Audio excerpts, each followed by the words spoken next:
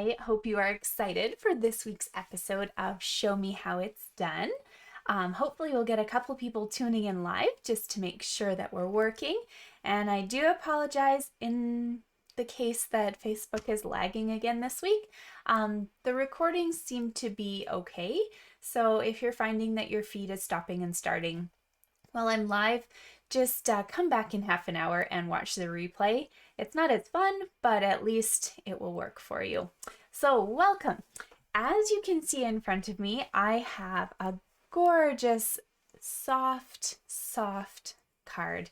It's kind of one that's perfect maybe for a wedding if you're going to one this summer, or just a nice sentimental card, congratulations, sympathy.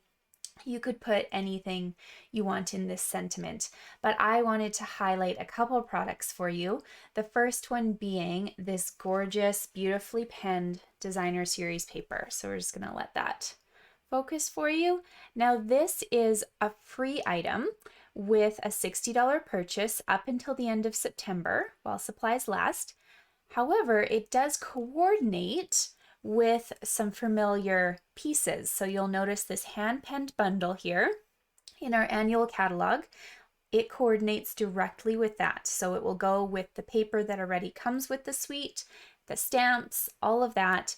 The flowers that you see, some of them you could probably even cut out with some of those dies and stuff as well. So this is an all black, white, gray color scheme. If you like the colors, you can go back in the catalog and order that set as well. But if you're looking at buying this bundle, for instance, you could earn the paper for free just by purchasing it this month or next month. So we're going to play with this paper today, and I'm going to show you a fun background with some triangles here. And the bundle that I've chosen to highlight is the Quiet Meadow.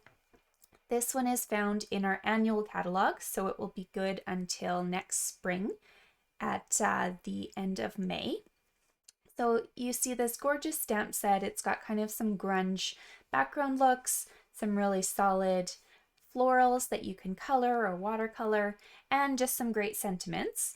There are also dies that coordinate with the set, and that's what I'm highlighting today. So I've used this label die here for my sentiment, and then I've cut out just a couple of the flowers for just a really nice silhouette. I didn't worry about coloring anything. I just cut out some flowers in a nice silver foil and black for the back of our card. So, oh, hi, Kathy. There we go. We do have someone watching. So let me show you how to make this card today. To start, we'll want to cut a few pieces of paper. So the first one you're going to need is a card base.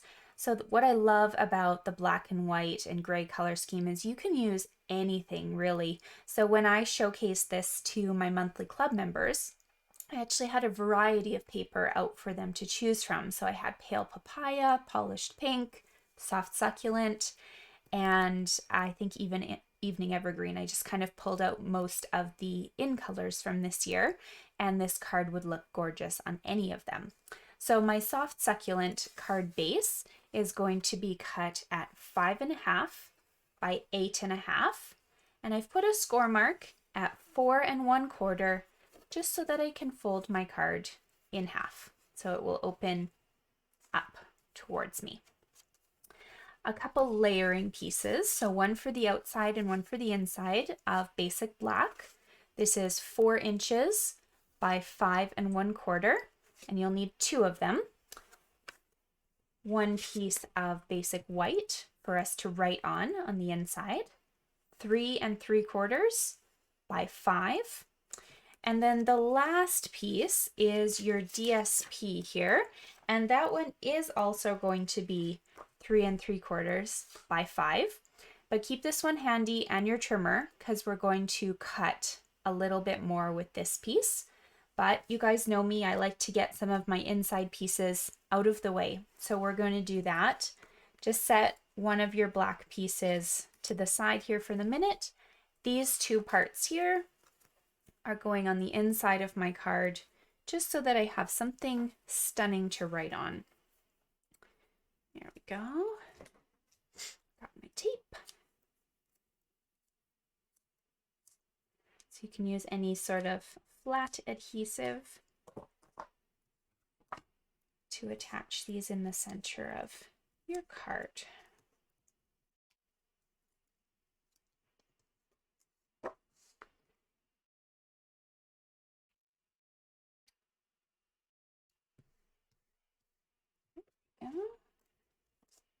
I also thought it would be pretty maybe if you took the Quiet Meadow stamp and put a little flower on the inside of this card as well. You could just stamp it in Memento Black and that would look really nice. Or a flower from the hand pen suite because we've got the flowers from that on the front. So here's the inside of my card. Let's work on the front now. So I'm not going to attach this one quite yet because I want to build my triangles on it first. So I'm just going to set this to the side, and I actually need to move this stuff out of the way so that you can see my next job. So you'll remember that I told you to cut a piece of designer series paper. So this is 3 3/4 by 5. And I do need to give a little shout out to Laura Lizer. She is the one that I first learned about this triangle cut from. She just had a really adorable Christmas card that I saw on Pinterest, but she did give me the measurements for these triangles, so thank you so much. So we're going to cut this 2 ways. It doesn't matter which side you start with. So all you need to do is have 2 opposing points resting in your cutting path, okay? So 2 opposing points, and we're cutting at a diagonal all the way up that strip.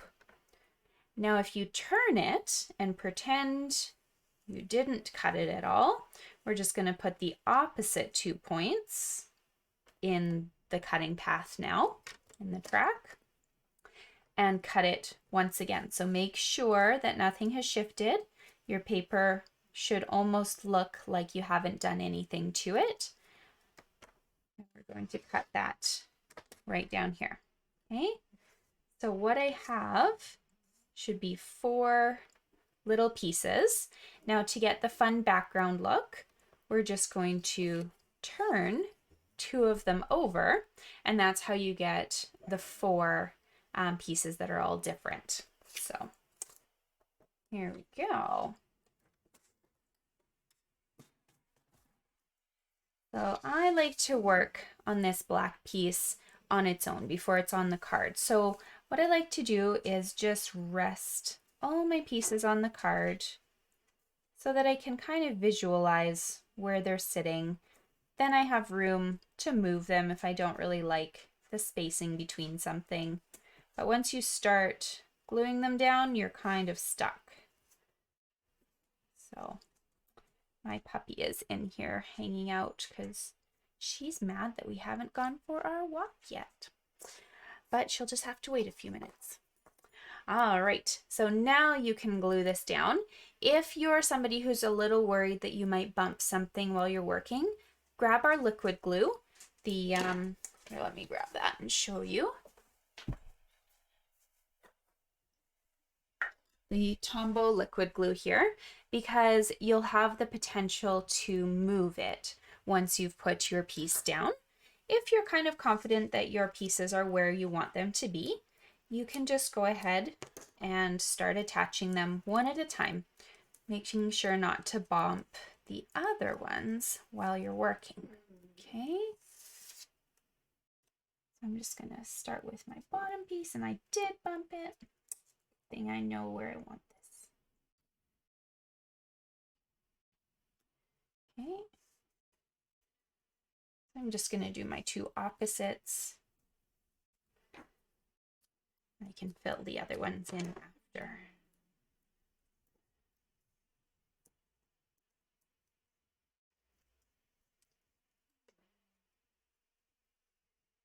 Okay.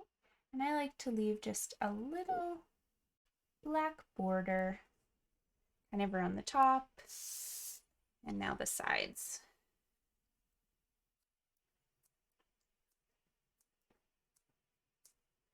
So the fun part is you can do this with any sort of designer series paper, and if you're not a huge fan of what you find on the other side of the first page, you can always cut 2 pages and just mix and match those as well. So that's another option if you're not liking one of the sides of the paper. Just grab a different pattern and do the same thing with that one. And then you've just basically made 2 cards with the same amount of work. Okay. There's my fun little triangles, like so. Now you can add this to your card. It's completely up to you whether you pop that up on dimensionals or leave it flat. I think this one I'm going to pop up just so that it stands out a little bit.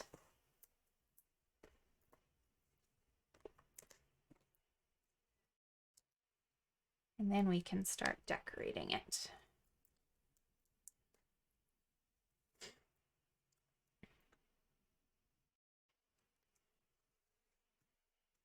Okay, so this was one of the cards that I did at my monthly club, but those poor girls, I was running out of battery power on my phone, so I ended up rushing through some of the instructions on them.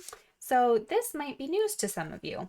So when we're putting our embellishment pieces on, I am popping them up on dimensionals just in some of those main flower areas. You don't need to put it adhesive all over the place, just on those leaves or the flowers that have a nice big workspace for you.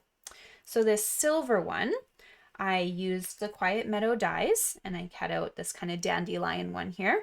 I'm going to put that straight in the middle of my card, like this. Okay, and you'll notice this stem is far too long, and that is fine. We're going to trim that after, but I kind of like making sure all my pieces are in place and figuring out where I want my tag, and then I can just cut my my stem as well. Okay, so just leave that for a second. And our black piece, I used kind of the leaf die.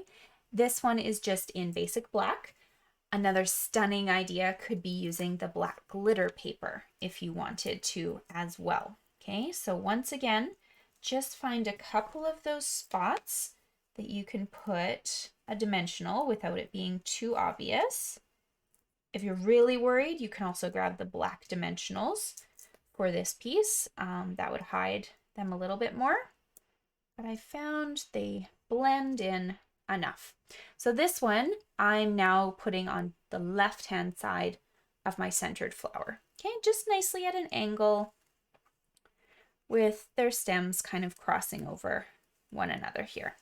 And I actually probably don't want dimensional on top of that, so I'm going to take that guy off. Here we go. Perfect. Our tag is going to help those stems stay down, so don't worry about making sure they're attached anywhere. We're going to take our tag here, and before we put it on, I grabbed my Evening Evergreen Ink, because as I mentioned, I used the In Color color scheme for the backdrops, and this will go with all of them.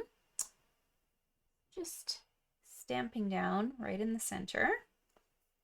If you're like me, you'll think, oh, I missed my G, but that's just how it is, and it just kind of looks odd to me. It's a backwards G.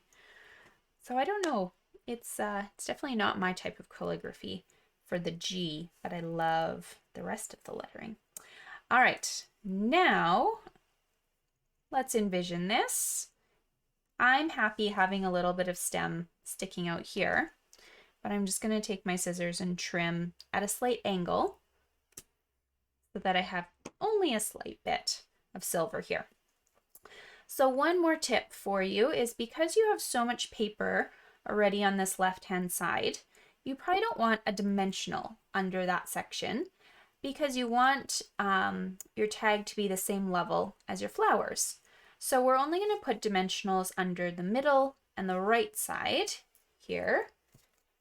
And you can put a little bit of glue or a piece of tape on the end just so it sticks to the flowers behind it if you want to. So when I turn this over, under the T is the tape, and in the middle and under the word U our dimensionals. Okay. So that when I put this on my card, it should all be at the same height. Now, I love this card as it is. If you want to bling it up a little bit, I have my magic little box of embellishments. So your choice of some of the matte black dots, they would look gorgeous. Or on this card here, I did use the clear and silver epoxy shapes. So I just have circles left, and that's okay. We're gonna just mimic this card for you. So I used one small one, and then down in the bottom corner, I used a large one, and then a small one. Woo! There we go. Right next to it. So you can't really see them too well from a distance, but when you're up close, it does give you a little shine, I guess. So there we go. Well, I hope you liked today's card. If you had any questions about it, let me know. And if you need the measurements, you can go to my YouTube link and I'll have them written out in the description for you there. Yeah, but thanks for joining me and I look forward to seeing you guys later. Bye.